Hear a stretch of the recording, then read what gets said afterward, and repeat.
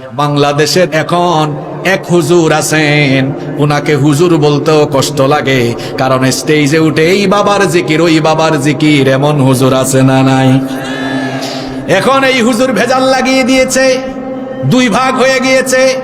নবুয়ত নিয়ে দেখা গিয়েছে দ্বিমুখী বক্তব্য। আসলে আল্লাহর নবীর নবুয়ত নির্ধারিত হয়েছে আসমান জমিন সৃষ্টির 50,000 বছর আগে, কারণ আসমান জমিন সৃষ্টির 50,000 বছর আগে আল্লাহ তাআলা তাকদীরকে লিপিবদ্ধ করেছেন। সর্বপ্রথম আল্লাহ কলম সৃষ্টি করেছেন। আউয়ালু মা খালাকাল্লাহুল কলম, সর্বপ্রথম আল্লাহ কলম সৃষ্টি করলেন। কলম সৃষ্টি করে আল্লাহ কলমকে আদেশ করলেন, উক্তুব, কলম তুমি লিখো। কলম তখন আল্লাহকে প্রশ্ন করলো, মাযা আকতুব, আমি কি লিখবো? আল্লাহ তাআলা তখন বললেন, উক্তুব মা হুয়া কাইনুন ইলা ইয়াউমিল কিয়ামা, কিয়ামত পর্যন্ত যা ঘটবে সব তুমি লিখো। আল্লাহর আদেশ শুনে কলম তখন কিয়ামত পর্যন্ত সকল কিছু লেখা আরম্ভ করলো। তাকদীর লিপিবদ্ধ হয়েছে তখনই। আল্লাহ নবী সহ পৃথিবীর সমস্ত নবীদের নবুয়ত এটা নির্ধারিত হয়েছে তখন আসমান জমিন সৃষ্টির 50,000 বছর আগে।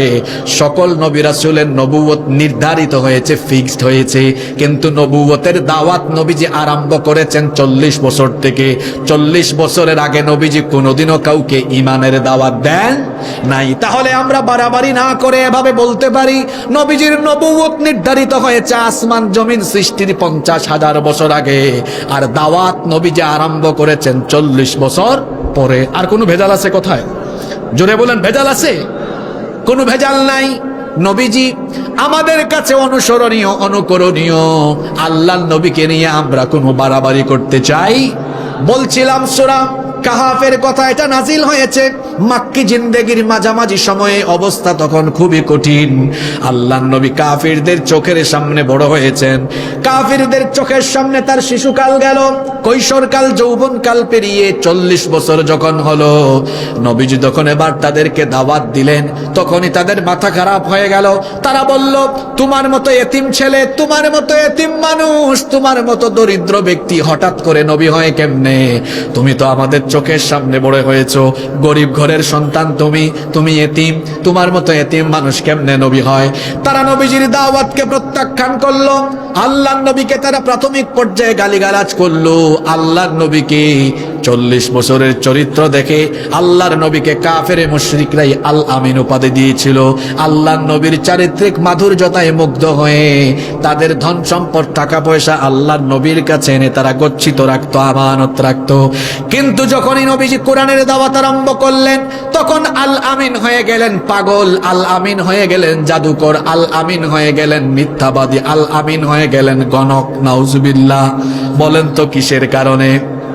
শুধুমাত্র কোরআনের দাওয়াত দেওয়ার কারণে মক্কার সবচাইতে ভালো মানুষটাই এবার তাদের কাছে গালিগালাজের পাত্র হয়ে গেলেন। শুধুমাত্র কোরআন প্রচারের কারণে আজও দুনিয়াতে কাফের মুশরিকদের চরিত্র লালনকারী মানুষ দুনিয়াতে আছে। আলেম উলামাদেরকে তারা কোরআন প্রচার আর কোরআনের আন্দোলনের সাথে যুক্ত থাকার কারণে কোরআন বিরোধী লোকেরা এখনো বিভিন্ন জায়গায় কোরআনের খাদেমদেরকে আজে বাজে ভাষায় গালিগালাজ করতে থাকে। কি গো ভাই, এমন মানুষ তো নাই এখন। হুজুর দেখলেই মৌলবাদী, হুজুর দেখলেই জঙ্গিবাদী, হুজুর দেখলেই কিছু মানুষের দেখা যায় অ্যালার্জি ছাড়াই চুলকানি। এইরকম মানুষ আছে না নাই? উলামায়ে কেরাম হলেন নবীগণের ওয়ারিস। ইন্নাল উলামা ওয়ারাসাতুল আম্বিয়া, উলামায়ে কেরাম হলেন নবীগণের ওয়ারিস। নবীদেরকে দেখলে ইসলাম বিরোধীদের জ্বালাও পোড়াও হতো, ইসলাম বিরোধীদের কলিজার মধ্যে আগুন ধরে যেত।